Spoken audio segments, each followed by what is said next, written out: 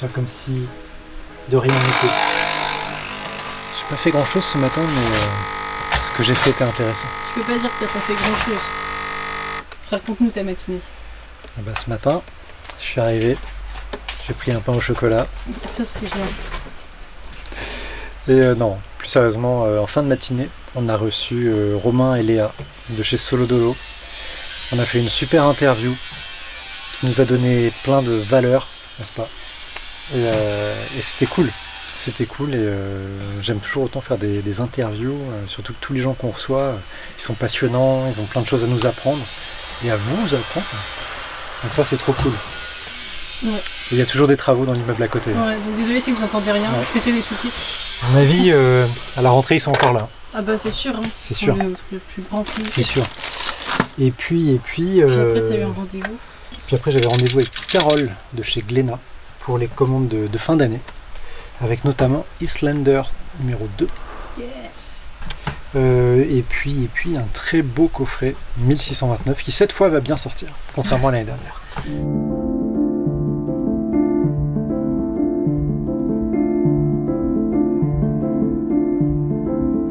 Nous avons la chance d'accueillir aujourd'hui Romain, qui est le fondateur de la maison Solodolo, dont on vous a beaucoup parlé pendant ce premier semestre, notamment pour King Warrior, notamment pour Sex Castle, et évidemment pour un des plus gros succès de la librairie ces derniers mois. Je veux bien sûr parler de la seconde vie de Sander.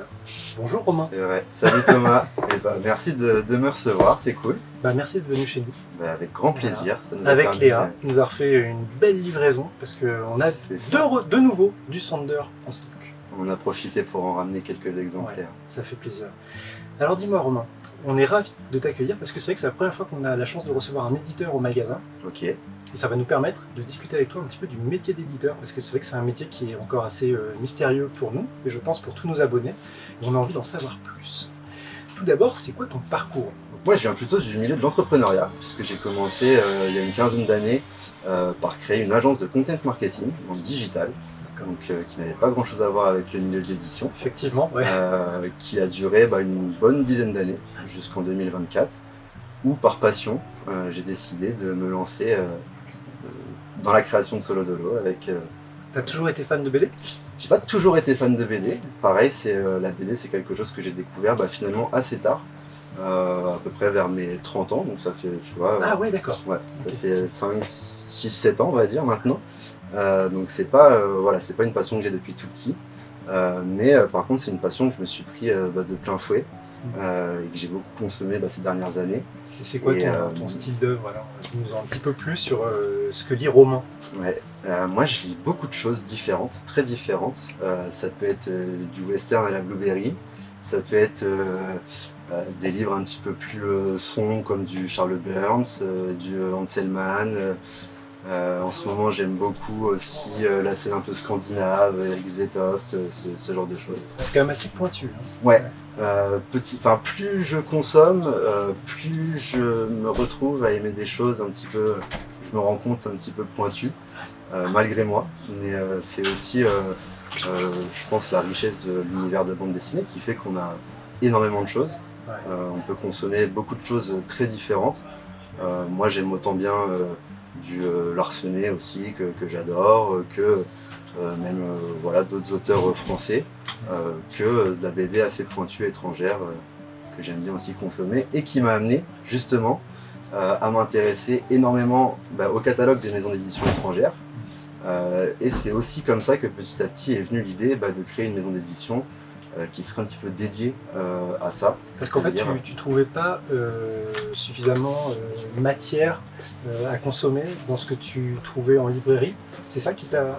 c'est pas vraiment que je trouvais pas matière, c'est que je trouvais qu'il y avait encore plus ailleurs. Ouais. Et non, on a quand même la chance en France d'avoir un paysage de la bande dessinée qui est très riche, très varié, donc franchement, il y a de quoi faire. On a beaucoup de maisons d'édition qui font très bien leur travail et qui nous permettent d'avoir accès à des ouvrages déjà du monde entier et même francophones qui sont excellents. Mais effectivement, il y avait toujours des ouvrages étrangers que je voyais qui n'étaient pas encore publiés en français. Et je me suis dit que à mon niveau, j'avais peut-être une petite pierre à ajouter à l'édifice. en allant chercher des ouvrages qui moi me parlaient particulièrement et m'intéressaient pour Solo Dolo. Alors c'est intéressant parce que quand on regarde le catalogue Solo Dolo, pour l'instant il y a 3 titres. Ouais. Il y a The King's Warrior, d'une autrice chinoise, Sex Castle, auteur américain, Tout à fait. La seconde vie de Sander, auteur russe. On Ça. voit déjà que c'est extrêmement éclectique, Très et dans des styles éclectique, très variés. dans des styles très variés. Comment on prend contact avec... Est-ce que tu vois par exemple, j'en sais rien, le dessin de Uaozu, c'est super beau. Est-ce que c'est quelque chose que tu as vu sur Instagram Et comment t'es rentré en contact avec elle? Moi j'ai connu Uaozu à travers sa maison d'édition originale qui est Bukilan Press, D'accord. Qui est une maison chinoise du coup américaine. Américaine. Ouais, américaine. Et qui ont pour habitude, alors je sais pas s'ils feront toujours ça puisque récemment ils ont sorti un très gros pavé, mais qui avaient pour habitude plutôt de publier effectivement des petits ouvrages, dans des formats qu'on avait un petit peu moins l'habitude de voir en France. Donc déjà il y avait ce côté-là, un petit peu expérience de lecture différente qui était, je trouve, sympa à proposer. Et puis effectivement l'univers qui est beaucoup inspiré, bien sûr de l'univers un peu fantasque, le manga, aussi des jeux vidéo. Comme Berserk, comme Zelda, comme voilà, je pense que ceux qui l'ont lu et au vu des illustrations verront très bien de quoi je parle. C'est vrai qu'il y a un côté vraiment un mix entre Miyazaki et Berserk. Ça paraît assez improbable comme ça, mais ça marche vachement bien. C'est vrai que ça marche bien. Ce qui était aussi intéressant pour moi, contrairement par exemple à Kyle Starks, c'est que Uaozu de base elle n'est pas du tout du monde de la BD, c'est vraiment une illustratrice pure. Et elle s'est essayée à la BD à travers The King's Warrior. Donc ça donne encore une autre vision de la chose. On a un scénario qui est très silencieux, où on insiste beaucoup sur les détails des illustrations, on est très vite en immersion grâce à sa patte vraiment d'illustratrice, moins que sur la partie peut-être scénaristique qu'un Kyle Starks va avoir. Et moi c'est ce qui m'a séduit dans cet ouvrage-là. Et pour rentrer en contact avec elle, c'est à travers la maison d'édition, qui est pour le coup représenté par une agence littéraire. En France ou... Non, pas en France. Mais voilà, à travers le monde, il y a des agents littéraires qui représentent pas mal de maisons d'édition, souvent spécialisées. C'est-à-dire qu'on va souvent avoir des agents littéraires qui vont être spécialisés en BD ou en jeunesse. Voilà, et donc ils ont un catalogue d'éditeurs. Exactement. Ok. Ils ont un catalogue d'éditeurs et parfois ils représentent directement aussi les auteurs. Et donc ça nous permet à nous et aussi aux maisons d'édition et aux auteurs d'avoir un espèce de tiers de confiance un petit peu aussi pour gérer la partie administrative, contractuelle et négociation qui nous permet de pouvoir rentrer facilement un petit peu en contact avec différents univers, différentes maisons. Ce qui pour des petites maisons d'édition, parfois c'est compliqué d'avoir quelqu'un qui gère les droits internationaux d'un catalogue, ou c'est compliqué d'être visible auprès du plus grand nombre. Donc d'avoir une agence ou un agent littéraire qui gère ça, ça leur permet de faire voyager un petit peu leurs ouvrages. C'est un petit peu finalement comme dans le monde de l'édition en France où on a un diffuseur qui souvent a un catalogue de nombreux éditeurs et qui visitent les librairies pour leur proposer les différentes maisons d'édition qui sont à leur catalogue. Donc, mais je ne savais pas que ça marchait de la même manière finalement à l'étage au-dessus. Ouais, ça marche pareil pour les droits les licences, les droits internationaux. Et alors du coup, tu n'as jamais été en contact avec la dessinatrice? Alors si, après on rentre en contact avec elle une fois que... Alors déjà on rentre en contact avec elle parce que pour nous c'est important aussi de discuter avec elle de notre projet, de lui dire pourquoi on a aimé son ouvrage, pourquoi on aimerait bien publier en France, de savoir aussi comment elle se positionne par rapport à ça.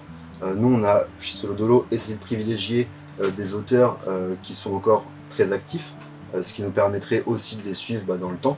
Pour nous c'était intéressant aussi de miser sur ça et puis pour construire un catalogue qui parle aussi dans le temps aux lecteurs et de construire un petit peu une fanbase finalement autour des auteurs qu'on présente.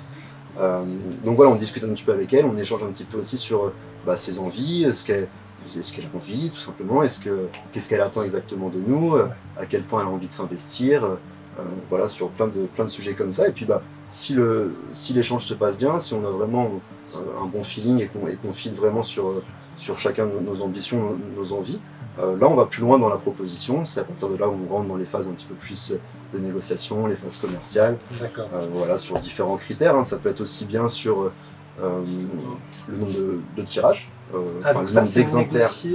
Donc entre toi et l'agence Ouais, entre moi et l'agence. très concrètement, ce qui rentre en négociation bien souvent, c'est le nombre d'exemplaires pour le premier tirage, le pourcentage des droits d'auteur, une idée du prix, même si c'est pas pile poil définitif, mais une idée du prix de vente de l'ouvrage. Et puis après la zone et la durée du contrat, c'est-à-dire pendant combien de temps on peut exploiter grosso modo l'œuvre et quelle zone on couvre. Est-ce que c'est la France vraiment, ou est-ce que c'est ce qu'on peut appeler aussi la francophonie internationale, donc incluant le Québec francophone, la Belgique, la Suisse, le Maghreb, etc. Ok, très intéressant. Et par exemple, sur The King's Warrior ou sur Sex Castle, que je vous présente ici, ça fonctionne de la même manière? Alors ça fonctionne de la même manière. Après, forcément, les négociations ne sont pas les mêmes entre Kyle Sarks, qui est un auteur qui maintenant a fait ses preuves, qui travaille dans des très grandes maisons d'édition, comme Image Comics, comme DC, etc., versus Wawazu, qui est une illustratrice qui n'a publié, entre guillemets, qu'une seule BD dans une maison d'édition un petit peu moins prestigieuse que Image Comics, par exemple. Forcément, les montants des négociations sont pas forcément les mêmes, mais le principe, par contre, reste entièrement le même, avec les mêmes critères qu'on doit négocier, etc. Et donc aussi, ce qu'on aime bien avec nos auteurs, au-delà forcément de la licence qui encadre la BD, c'est de voir avec eux s'ils sont partants pour publier un autre format pour mettre en avant leur art. Notamment, on propose quelques risographies de Stepan Razorenov et de Wawazu. Qu'est-ce que tu appelles des risographies? Risographie, c'est une technique d'impression japonaise, donc sur un papier. Alors nous, on utilise un papier Munken 300 grammes sans trop rentrer dans les détails techniques, mais voilà. C'est un papier de qualité. Un papier de qualité sur lequel on vient avec différentes encres apposer les différents dessins des auteurs. D'accord, donc ça permet pour les gens qui ont aimé les albums de se procurer des affiches. C'est quoi le format? C'est du A3? C'est ça, nous on est sur du format A3. Pour le moment, c'est le format un petit peu standard qu'on propose. Il n'est pas exclu qu'à l'avenir on propose d'autres formats. Ça permet pardon, aux lecteurs à la fois de pouvoir se procurer un objet supplémentaire s'ils ont apprécié l'art de nos auteurs, et aux auteurs de bénéficier aussi un petit peu plus une visibilité autre que forcément le format BD. D'accord, et c'est des tirages qui sont numérotés? Oui, pour le moment on les numérote à 50 exemplaires, ce qui nous permet, on est quasiment en sold out sur les 2 risographies qu'on a actuellement. Okay. Donc voilà, ça plaît bien et on a vraiment à cœur de continuer. Peut-être qu'un jour on augmentera le nombre de tirages, ça va aussi dépendre de l'engouement autour de ça. Mais voilà, c'est un bon complément à la BD quand on est sensible à l'art et aux illustrations. C'est vrai que souvent les lecteurs de BD aiment bien avoir des affiches. Voilà. Ça a ce côté aussi un petit peu collectif qui plaît pas mal. Et d'ailleurs, pour accompagner le retour en stock de Sander, on a 2 nouvelles risos qui vont être proposées sur le shop dans les jours à venir. Donc forcément, j'en viens à parler de la seconde vie de Sander, qui à l'heure actuelle, je crois, votre plus gros succès. Oui. Auteur russe. Auteur russe. Comment ça se passe du coup? Parce que j'imagine que discuter avec la Russie actuellement, c'est pas envisageable. C'est déjà difficile de leur faire parvenir une lettre, donc effectivement d'échanger, c'est pas toujours évident. Moi, la première chose, c'est moi j'adore Holopress, qui est la maison qui a publié du coup en Italie Sander à la fois en anglais et en italien. D'accord. Est-ce qu'on peut comparer Holopress à une maison d'édition qu'on aurait en France? Oui, en France, il y a... Pour que les gens se rendent compte un petit peu du niveau de popularité de Holopress. Alors en termes de popularité, je sais pas, mais en tout cas en termes de genre, c'est plutôt Uber Édition / Motion Press, qui en France va plus se rapprocher d'Holopress. Donc c'est des ouvrages qui seront plutôt sur un aspect assez dark, assez horreur, assez... voilà, assez niche aussi, puisque c'est une maison bordelaise, je crois, Uber, il me semble. Qui garde pour l'instant une renommée auprès des lecteurs. Ils ont une très belle renommée, mais c'est pas non plus grand public, parce que comme tu dis, c'est quand même assez niche, et assez dark. Ça reste assez niché. Moi, comme je fouille un peu partout, forcément, c'est des maisons d'édition que j'apprécie. Et donc c'est vraiment comme ça que j'ai découvert la seconde vie de Sander. C'est vraiment en me baladant sur le catalogue d'Holopress. Et également, il faut savoir que Holopress est représenté encore une fois par une agence littéraire avec laquelle j'avais déjà travaillé, avec laquelle j'avais déjà acheté certaines licences qui ne sont pas encore publiées mais qui verront le jour bientôt. Et donc voilà, de fil en aiguille, j'ai vu que ça sortait chez Holopress, j'ai vu que l'agence littéraire le proposait dans leur catalogue. Et tout de suite, coup de cœur sur les premières pages. Coup de cœur partagé par toute l'équipe de la librairie. On a pu voir ça avec grand plaisir. D'ailleurs, encore merci. Vous avez fortement participé au succès, il faut le dire, au succès de la Sans seconde vous, il n'y avait rien. C'est sûr, mais bon, c'est vrai que chez Solo Dolo, on a quand même l'envie, humblement, de réussir à introduire des ouvrages qu'on n'aurait pas forcément pu voir sur les tables de toutes les librairies en France. Et nous, on part du principe que c'est des ouvrages qui doivent être lus par le plus grand nombre. Parce que expérience de lecture particulière, parce que une vraie singularité dans le scénario ou dans le dessin.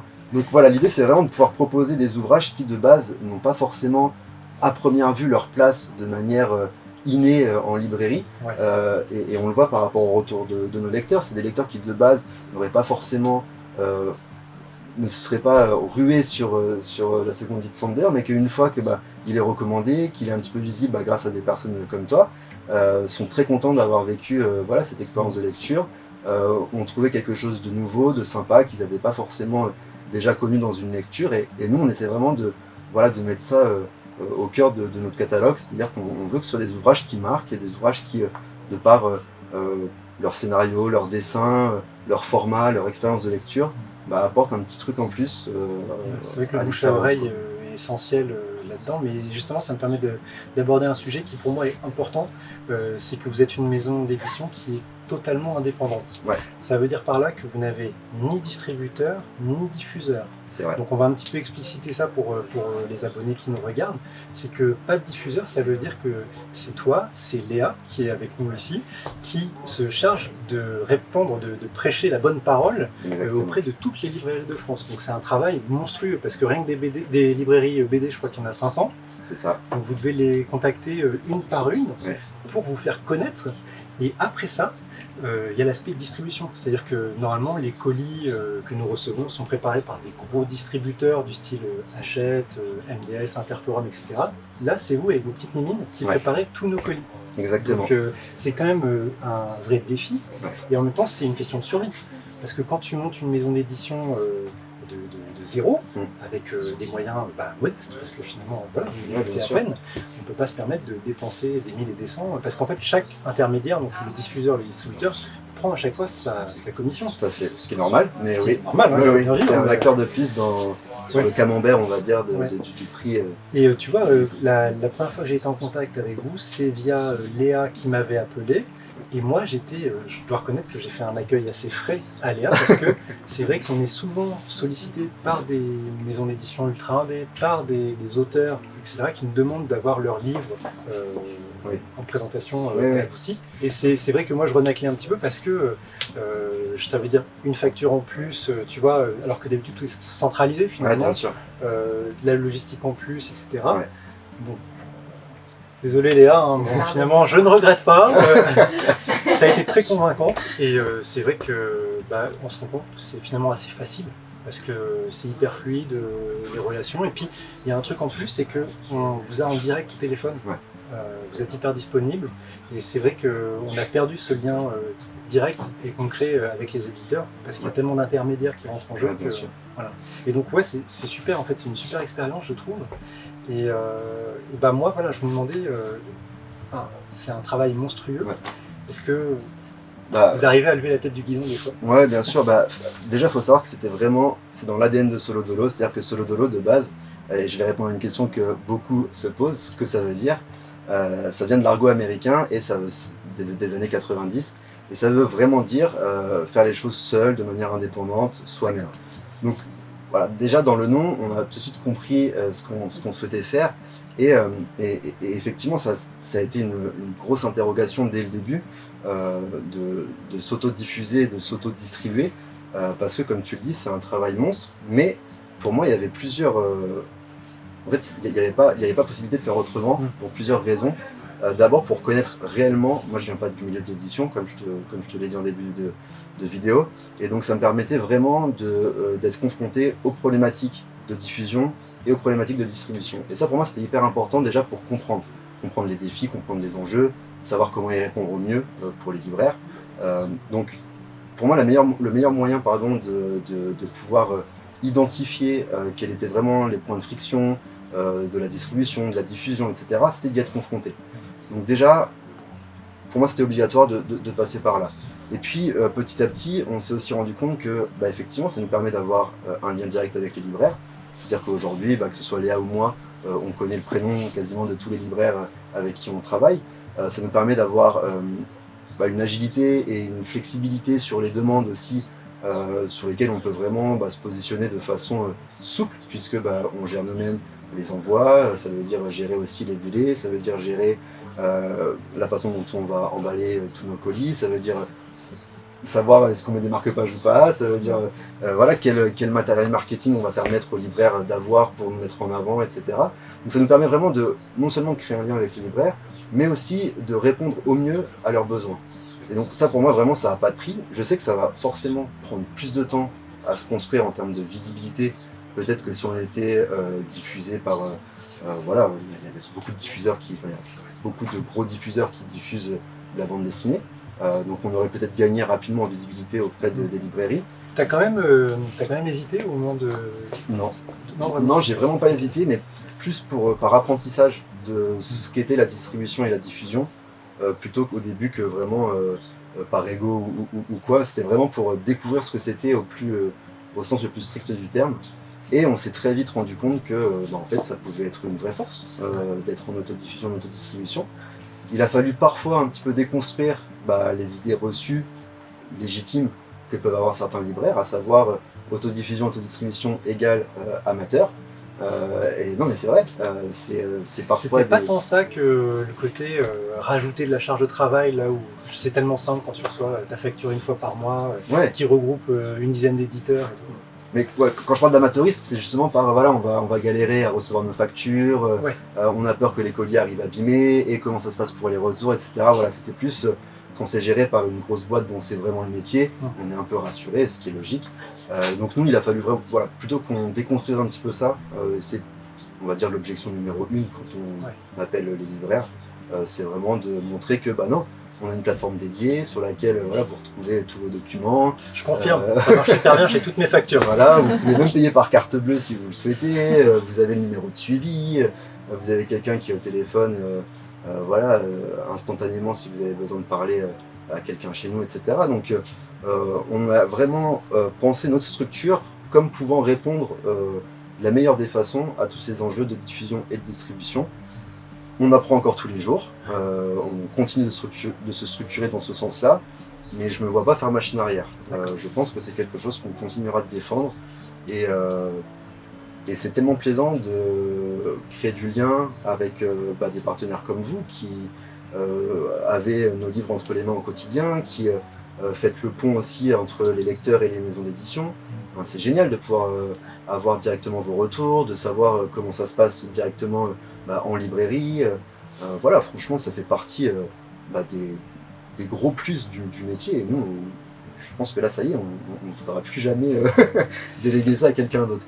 Mais par exemple, vous avez eu, à votre échelle, bien sûr, mais une explosion des ventes grâce au succès de Sander. Notamment. Est-ce que dans ces moments-là, où j'imagine que vous êtes en train de faire des colis à longueur de journée, là, tu ne te dis pas, peut-être qu'un jour ou l'autre, il faudra envisager de sous-traiter peut-être une partie de la logistique, parce que c'est quand même très chronophage, et puis toi ça t'empêche finalement de réfléchir au futur de Solo Dolo, puisque tu es à fond dans l'instant. Oui, bien sûr.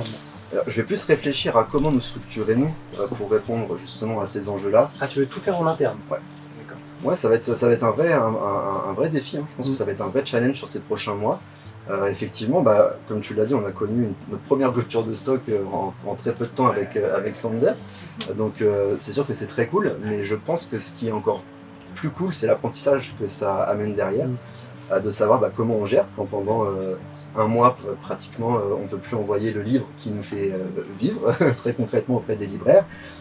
Comment on gère le fait qu'on continue de proposer du coup les commandes, qu'on reçoit effectivement du coup un tirage beaucoup plus important, qu'on doit traiter ça en termes de logistique, qu'on doit traiter les envois, qu'on doit traiter tout ce qui est forcément carton, etc.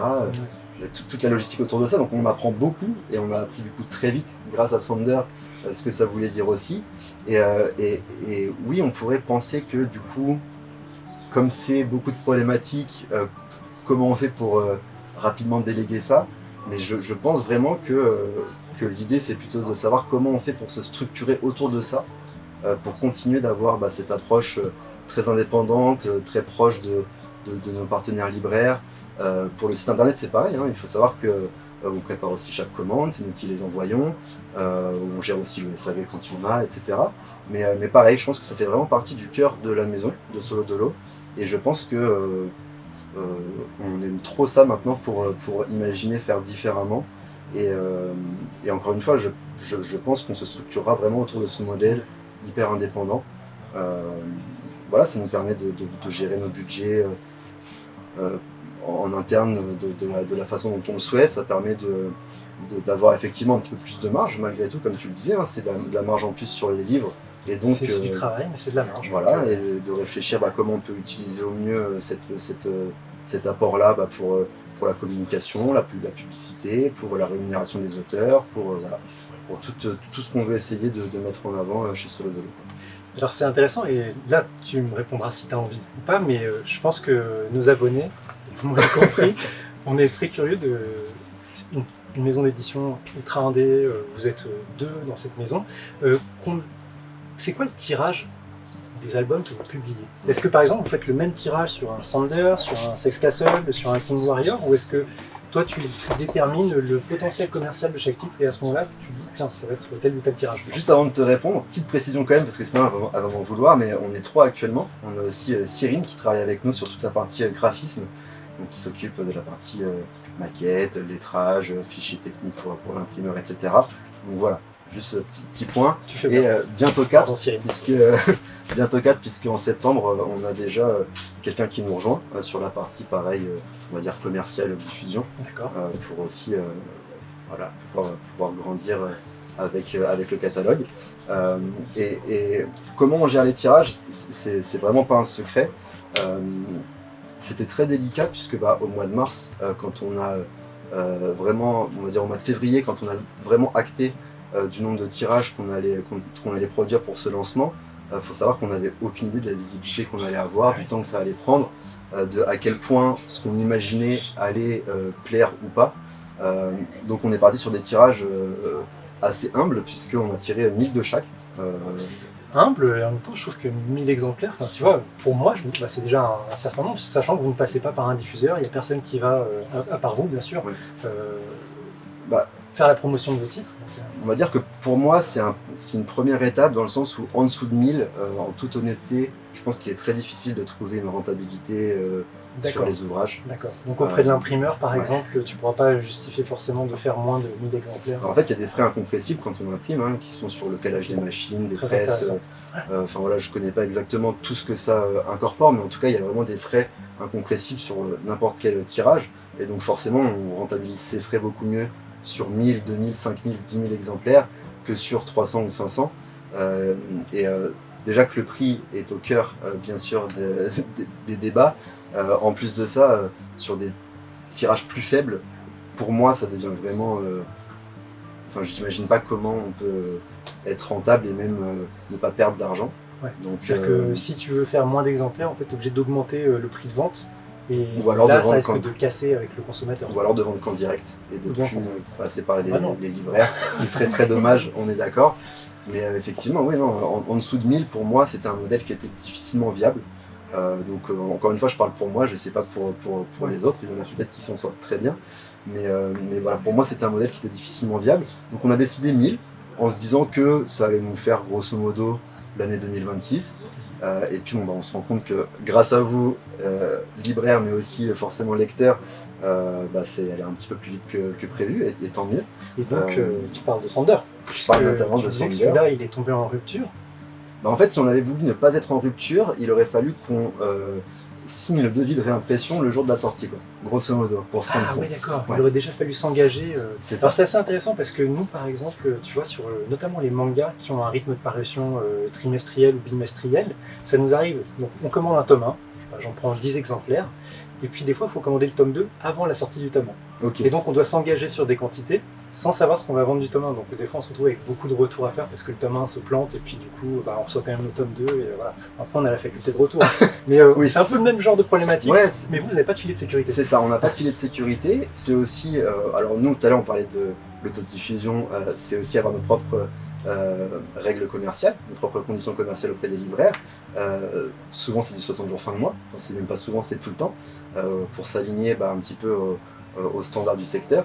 Donc ça veut dire qu'on a aussi réimprimé en ayant vendu les 1000 premiers, mais sans avoir encore bénéficié pour de expliciter, la facture. imaginons que je passe commande au mois de mai. Ouais. Donc 60 jours fin de mois, ça veut dire que tu payes pas en juin, tu payes pas en juillet, tu payes Tu payes fin juillet. fin juillet, tu payes fin juillet. Ouais. Voilà. Nous en tout cas on paye fin juillet. Ouais. Et donc c'est plus long que la rupture de stock de Sander. Ouais. Donc c'est aussi voilà, quelque chose avec lequel il a fallu forcément jouer.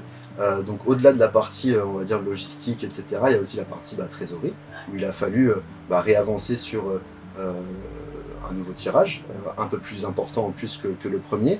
Et donc voilà, si on avait voulu anticiper cette rupture de stock, oui, en fonction de la saisonnalité, nous, avec notre imprimeur, c'est à peu près entre 30 et 60 jours, grosso modo, pour pouvoir recevoir nos ouvrages, tout compris avec le BAT, sans trop rentrer dans les détails, mais voilà.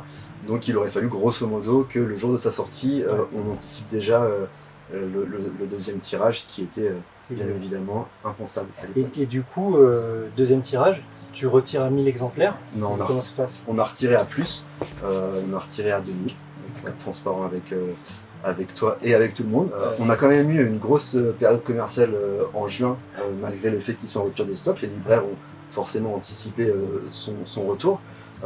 Et donc on s'est très vite rendu compte que si on réimprimait 1000, ça allait pas tenir très longtemps. Donc on est parti sur 2000. Ce qui, je pense, va nous tenir au moins peut-être jusqu'en septembre, si tout va bien. Écoute, je te le souhaite. Hein. Ouais. Je te le souhaite.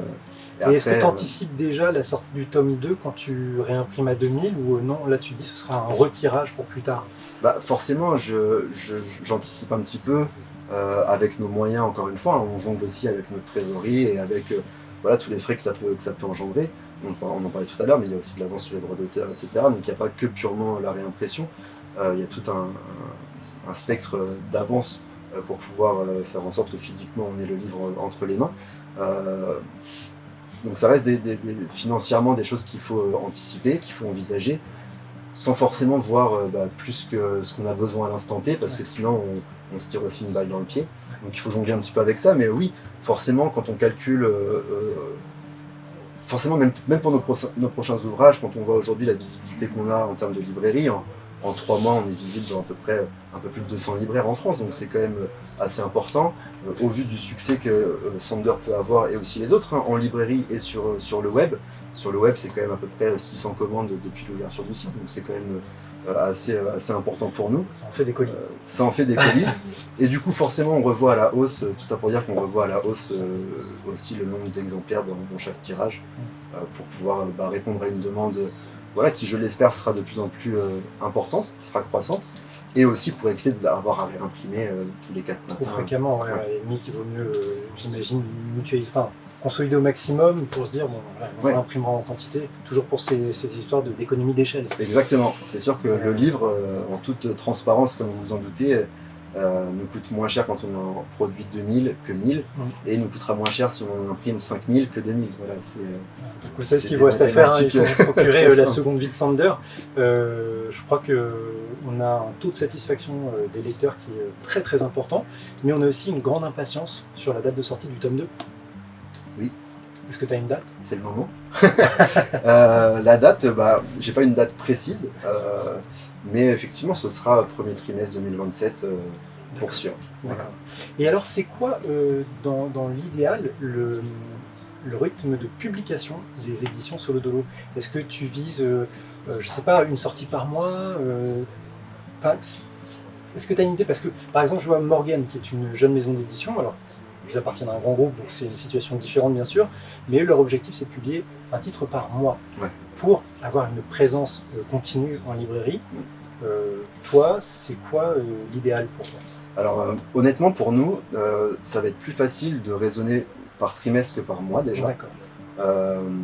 Donc là sur cette fin d'année jusqu'à on va dire mi-2027, je pense qu'on fonctionnera avec des sorties plus ou moins trimestrielles D'accord. qui concerneront à chaque fois 2 ou 3 ouvrages. Nous, ça nous permet encore une fois de mutualiser aussi certains coûts, des coûts notamment de transport. Ça nous permet et aussi derrière de nous concentrer sur la distribution et la diffusion. Une fois que les livres sont présents chez nous, on peut se focaliser sur ces tâches-là. Donc franchement, pas de pression de notre côté sur un nombre de sorties idéal. Mais oui, je pense, là, tu vois, on a une dizaine de licences qui sont prêtes, on a déjà des livres qui sont prêts à l'impression, on a déjà qui sont encore en impression à l'heure actuelle. Donc, je pense que sur 2027, on sera, oui, sur une dizaine, je pense, d'ouvrages. Donc, si on ramène ça au mois, ce sera, à dire, une sortie tous les mois et demi, quoi, grosso modo. Voilà, ce qui est sûr, c'est que pour 2026, on aura 2 nouveaux titres au mois de septembre. D'accord. Voilà. On aura 2 nouveaux titres au mois de septembre. Pour les teaser un tout petit peu, alors c'est pas voulu, mais on aura affaire à 2 duos bien différents. On aura un livre espagnol qui racontera une enquête policière autour d'un duo de flics un peu loufoques dans un environnement un peu années 70, assez cool, pour ceux qui connaissent un petit peu la True Détective, voilà. Un truc un petit peu, sympa. Tu tises bien, ouais. Voilà, toujours avec un côté bien sûr absurde et un peu loufoque qu'on aime bien chez Solo Dolo. Et puis on aura un deuxième ouvrage qui nous vient des États-Unis, qui a d'ailleurs l'année dernière remporté un Eisner Awards. Donc franchement, on est très impatient de savoir ce que vont en penser les libraires et les lecteurs français, où on suivra là 2 super-héroïnes. Donc on est totalement sur un format beaucoup plus comics. Voilà, sur lequel on espère aussi pouvoir toucher le maximum de monde. Et nous, en tout cas, c'est 2 livres qu'on adore et on a hâte aussi de savoir ce que vous allez en penser. Et en fin d'année, il y aura une autre fournée avant les fêtes où, pareil, il y aura entre 2 et 3 ouvrages. On est encore en train de se décider, avec un qu'on a déjà annoncé, qui sera Buff Soul de Moa Romanova, donc une autrice suédoise. Abonnez-vous à l'Instagram de Solo Dolo, puisqu'effectivement j'ai vu l'info la semaine dernière. C'est ça. Ouais. Et donc voilà, pour 2026, il nous reste entre 4 et 5 ouvrages à publier. Et 2027, on en a déjà qui sont actés, d'autres qui sont encore en négociation. Donc surprise. Écoute, merci beaucoup. Écoute, c'était un plaisir de te recevoir. Merci à toi, merci à Hugo, à Florian, à Mathilde. Pour leur accueil, pour aussi la lumière que vous avez apportée à nos auteurs, à nos ouvrages et aussi à Solo Dolo. Et merci pour tout ça. C'était un plaisir et puis je vous le rappelle, Sander il est de retour en stock. Oui, il faut y aller. Allez-y sur le site de Solo Dolo, sur le site de Librairie BD16, procurez-vous cet album qui est vraiment exceptionnel.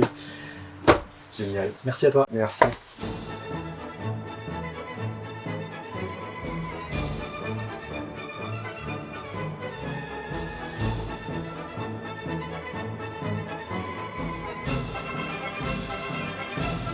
J'interromps le cours de ce log juste un instant pour vous dire que les 10 premières personnes qui vont passer commande sur La langue des vipères de Juliette Brocal bénéficieront d'un exemplaire dédicacé à votre nom. Alors attention, il ne faut pas aller sur la fiche produit de La langue des vipères, il faut aller sur la fiche produit de La langue des vipères dédicacée. Je précise, parce que sinon vous n'aurez pas de dédicace. Voilà, donc c'est réservé aux 10 premières personnes qui vont passer commande sur librairiebd16.fr. À vous de jouer. Bon Mathilde, qu'est-ce qu'il y a là-dedans? Qu'est-ce qu'il y a là-dedans? Moi je sais ce qu'il y a là-dedans. Il y a la seconde vie de Sander. Désolé, j'ai spoilé. Exactement. Voilà, ça y est, après un mois de rupture, la seconde vie de Sander est de retour en stock chez BD16. C'est parfaitement emballé, merci Léa. Voilà ce que ça donne. Parfait. On est heureux. Un des 2 ou 3 meilleurs albums de ce début d'année qui est enfin de retour en stock après épuisement total du premier tirage. Voilà, la nouvelle impression est parmi nous. Toujours aussi beau, toujours aussi bon. Ouais, on vérifie que les pages sont bien à l'endroit. Elles sont à l'endroit, imagine un peu. J'imagine. Bon Romain, on a un souci. Voilà. Parfait. Une merveille de profondeur, l'histoire de Sander, donc un homme qui vient de mourir, il se réveille en enfer et il a l'occasion de réaliser tout ce qu'il n'a pas pu faire durant sa première vie. Et il va découvrir très rapidement qu'en fait, il y a plein d'autres personnes qui sont dans le même cas de figure que lui. Et il y a toute une vie qui va se mettre en place, toute une ville qui va s'organiser, dont il va devenir le maire. C'est profond, c'est puissant, c'est déprimant, mais en même temps, il y a quelque chose qui fait que ça reste aussi assez lumineux. Voilà. J'ai épuisé tous mes qualificatifs sur cet album, mais si vous ne l'avez pas encore, il faut vous le procurer maintenant. Voilà. Et de toute façon, il est en vente tout l'été à la librairie, puisque rappelez-vous que BD16 est ouvert tout l'été, la boutique et le site internet, donc n'hésitez pas. Et on est en extébris. Et on a encore quelques extébris. C'est tout ? Je crois que c'est tout. C'est on est bon, là. On est bien. On a eu droit à un long week-end, les uns comme les autres. Voilà. On a bien profité. On a bien profité, mais on a quand même lu parce que c'est important. Il faut jamais lâcher la barre quand on est libraire. Il faut toujours lire parce que sinon, peut-être que tu perds la passion. Non, je rigole, c'est pas possible. Enfin, en tout cas, 2 super relectures en ce qui me concerne. J'arrive tout de suite. Avec tout d'abord une relecture du génial Pierre-Henri Gaumont Malater, puisque vous vous souvenez, il y a quelques mois, on a relu Pereira Prétend, son super album sur le Portugal. Et Malater, c'est une relecture qui m'a, je pense, encore plus bouleversé qu'à la première lecture. Malater, c'est l'histoire de cet homme, une espèce de flambeur, un mythomane. Voilà. Il a épousé une femme, il a eu 3 enfants avec elle, sauf qu'ils se séparent et que lui, il décide d'emmener les 2 aînés avec lui en Équateur, où il a racheté une propriété qui appartenait à sa famille par le passé. Il a des rêves de grandeur, etc. C'est une magnifique réflexion sur la famille, en l'occurrence une famille vraiment très dysfonctionnelle, sur les rêves, les ambitions. Malater, je pense que c'est le premier très grand album de Pierre-Henri Gaumont, avant de signer La fuite du cerveau, puis les 3 tomes de Slava, et avant sa nouveauté qui paraîtra en septembre, Montefiore. Je trouve ça magnifique. Déjà, regardez, moi ces couleurs, voilà, les ciels de Pierre-Henri Gaumont, le bleu du ciel est splendide. Il y a aussi quelque chose d'assez cartoon toujours dans ses dessins, très imagé. Tu imagines très bien Pierre-Henri Gaumont signer des BD sans texte. Ouais, complètement, parce que c'est le dynamisme des traits, c'était un peu cartoon comme tu dis. Ouais, tu vois, toujours avec des petites idées de mise en scène, c'est génial. Et puis c'est le portrait d'une espèce d'anti-héros, d'un grand méchant, cet homme qui est un égocentrisme absolu, qui entraîne sa famille, donc ses enfants, dans ses rêves de folie, de grandeur. Tu peux pas t'empêcher de ressentir un petit peu d'empathie pour le personnage, mais au fond c'est quand même un grand salaud. Et voilà, c'est un sujet très fort que Pierre-Henri Gaumont a parfaitement mis en image. C'est un one-shot. C'est un album qui est paru maintenant il y a quasiment 10 ans, je crois que c'était en 2018. Je suis très content de l'avoir relu et comme je vous disais, il m'a profondément marqué et je pense que j'oublierai jamais les personnages de cet album. Donc franchement, je vous incite à aller sur cet album qui vaut 24 €, qui est un one-shot. Non, franchement, il a que des qualités. Il fait 188 pages précisément. Une vraie merveille.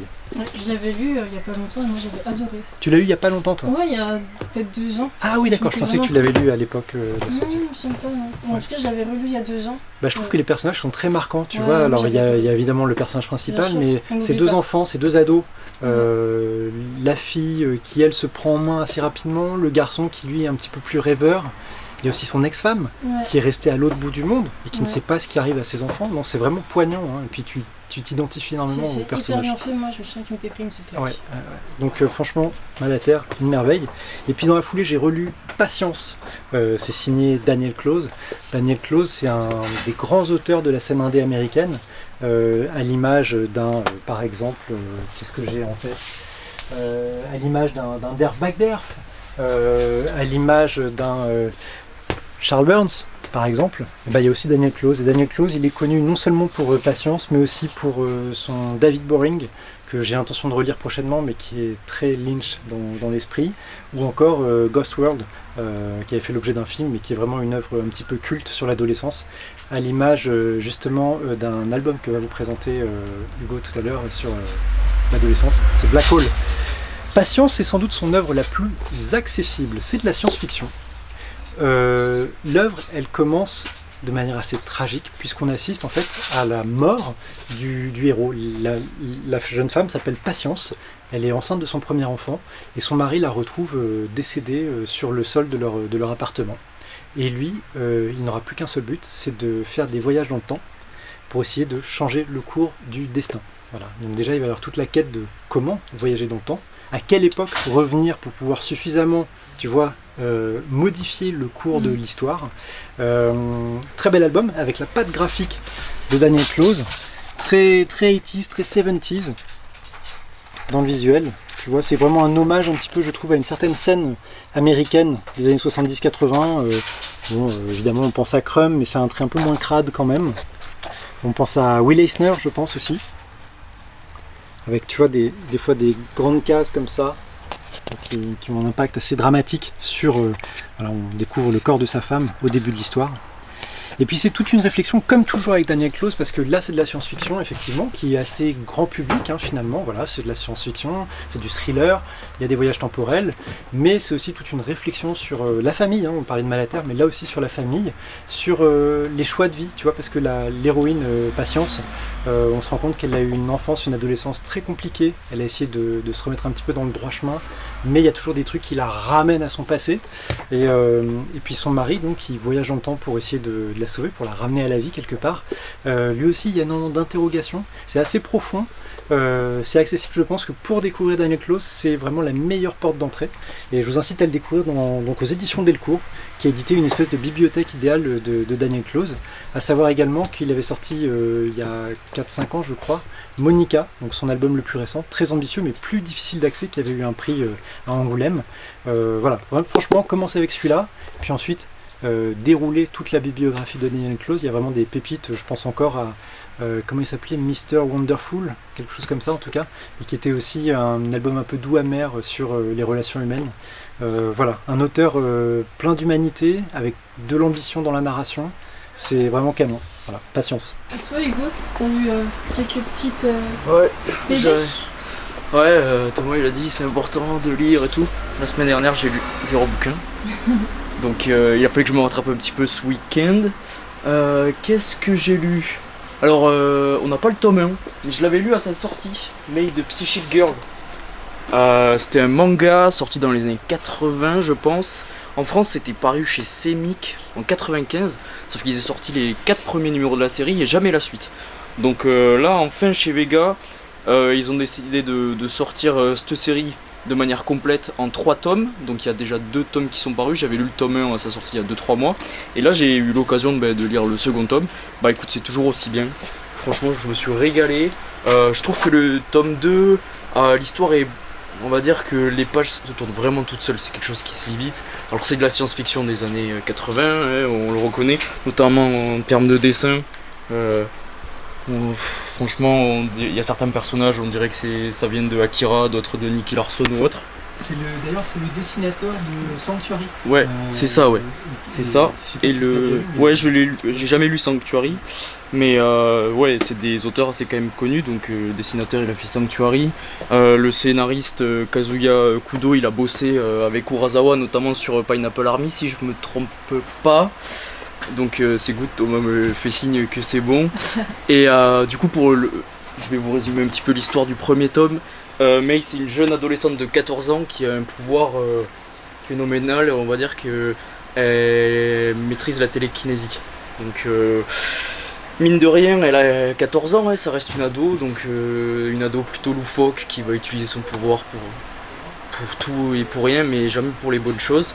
Jusqu'au jour où c'est une sorte de secte, c'est 13 personnages qui vivent au fin fond de la Suisse. Bonjour. On va comprendre que c'est un petit peu eux qui dirigent le monde. Ils vont se mettre à sa recherche, et donc les services secrets japonais vont essayer d'enlever Mei, cette fameuse jeune femme. Et donc ça va partir dans un périple, une course-poursuite ou autre avec son père et tout ça. Et franchement je me suis régalé, c'est de la bonne vieille science-fiction avec cette jeune fille qui est hyper attachante. Et donc voilà, si vous voulez être un petit peu nostalgique de ces années 80, il faut lire Made de Psychic Girl. Et après écoute, j'ai eu 2 gros coups de cœur. C'est c'est deux histoires que tout oppose, mais au final il y a quand même un petit lien étant donné que ça traite l'adolescence et les jeunes adultes. On va commencer par Black Hole de Charles Burns. Je sais que c'était un classique, on avait parlé il y a 2-3 vidéos, je sais que je voulais absolument le lire. Déjà, je pense qu'il faut faire un petit clin d'œil à Delcourt qui a réalisé franchement, en termes d'édition, c'est une vraie masterclass. Ouais, elle est magnifique cette édition. Franchement, l'édition avec la jaquette. Sincèrement, je suis bluffé par l'édition. Et puis au final, on le voit à travers la couverture, c'est vraiment d'une noirceur, un petit peu couverture horrifique. Ouais, et bah, écoute, je me suis régalé. Je suis passé par plusieurs émotions, notamment des émotions un petit peu liées à l'angoisse ou autre, étant donné qu'on va forcément s'identifier à certains personnages, étant donné que globalement c'est la fin du lycée, ils ont notre âge, donc nous les jeunes, ça nous parle. Donc pour l'histoire, ça se déroule dans les années 70, fin des années 70, et en fait il y a une maladie sexuellement transmissible qui va se mettre en place. Ils appellent ça la crève, et en fait les symptômes, ça serait que notre corps il va changer, il va muter. Certains vont avoir une bouche qui vont apparaître sur le corps, d'autres ça va être plus profond, ils vont avoir des visages limite de lépreux ou autres, et donc ça va faire fureur. On voit clairement un petit clin d'œil au sida de l'époque, au VIH, dans ces années-là quand ça s'est développé, où mine de rien les protections n'étaient pas encore au goût du jour, ou on va dire on n'était pas encore hyper développé sur le sujet. Et franchement c'est génial parce que du coup on va sur 4-5 personnages qui vont tous être liés par mine de rien les drogues de l'époque, l'alcoolisme, les histoires d'amour, différents désirs sexuels de l'époque ou autre. Et franchement il a traité ça, Charles Burns, avec vraiment beaucoup d'horreur quoi. Parfois ça en devient gore, on a envie de dire à tel personnage ne couche pas avec un tel ou autre, et au final c'est assez troublant. Je vais te montrer les dessins, et puis le dessin est juste exceptionnel. On est vraiment sur du noir et blanc de l'époque, très roman graphique. Ça met tellement mal à l'aise. C'est exactement ça, tu vois, quand c'est typiquement ça, les mutations. Ah ouais, moi ce genre de planche, et on est angoissé. Je te disais visage de lépreux. Ah oui, d'accord, ouais. C'est assez troublant, et puis c'est vraiment une réécriture de cette période qu'est l'adolescence. Donc franchement j'ai trouvé ça génial. Je pense que c'est un bouquin à lire. En plus j'étais dans la période David Lynch et tout, donc un petit peu truc bizarre, horrifique ou autre. Et au final c'est traiter un sujet hyper complexe et qui est toujours douloureux, qui est l'adolescence et la recherche de notre propre personne, de se découvrir ou autre. Et non franchement je pense que c'est un bouquin des classiques à lire. Rien que pour l'édition, moi je sais que je vais l'acheter quoi. Ça m'a troublé. Et l'autre gros coup de cœur, là on est vraiment sur coup de cœur plus en termes d'émotion. Pour tout vous dire, il y a un passage dans le bouquin qui m'a fait clairement poser le livre. Je l'ai retourné, j'avais la gorge toute nouée, toute serrée. J'ai dit bon, je vais prendre une petite pause parce que j'étais un petit peu émoussé, on va dire, sur ce moment-là. Mais du coup, Solanine, oui, c'est Inyo Asano, forcément. C'était paru en 2 tomes à l'époque. Ça a été réédité depuis dans cette version intégrale qui possède 2 chapitres supplémentaires pour essayer de comprendre le point de vue de l'auteur et enrichir l'œuvre. Et franchement, ça m'a énormément touché. Donc on sait que Inyo Asano, notamment avec Bonmi Poon Poon, fait pas les choses à moitié en termes d'émotion, de tristesse. Et là on est en pleine dedans, hein. On va suivre un jeune couple qui sort de la fac. Donc forcément ils vont se poser 36 000 questions, ils vivent ensemble, mais donc quelques conflits vont avoir lieu ou autre, et leur groupe d'amis qui les entoure. Et on est vraiment sur une quête d'identité, quoi, de la jeunesse. Est-ce qu'on doit trouver un travail pour pouvoir subvenir à ses besoins financiers, pour pouvoir vivre, ou alors est-ce qu'on doit se lancer dans des rêves, notamment pour le jeune garçon, la musique en l'occurrence. Et non, c'est assez troublant, hein. On voit que quand on sort des études, qu'on rentre vraiment dans la vie active, c'est un passage forcément compliqué. Je pense que peu de gens diront le contraire. Et Solanine, ça reflète vraiment un petit peu tout ce que peut être la vie en général. Moi, ça m'a un petit peu fait penser à un film de Edgar Young, c'est Edward Young, je crois. Il a fait Yi en 2000. Ah oui, c'est un film qui résume ce qu'est la vie sur différentes générations. Là, c'est vraiment lié sur les jeunes adultes, mais j'ai forcément eu ce flashback de ce film et ça m'a troublé. C'est vraiment très touchant. Tu vois, ça fait partie. Je disais qu'il y a des œuvres qui t'impactent plus ou moins, et il y en a d'autres il se passe quelque chose entre le bouquin et toi. T'arrives pas à expliquer ce que c'est, mais là ça met les frissons, Solanine. Et je pense que c'est. Voilà, je vais vous montrer les dessins. Que je trouve ça vraiment très beau aussi. On sent que ça vraiment, ouais. Et je trouve que c'est les lectures qui m'ont le plus ému sont celles dont j'ai vraiment le plus de mal à en parler. Est-ce que tu passes? Comme ça, les gens se rendent compte de l'exiguïté de la réserve.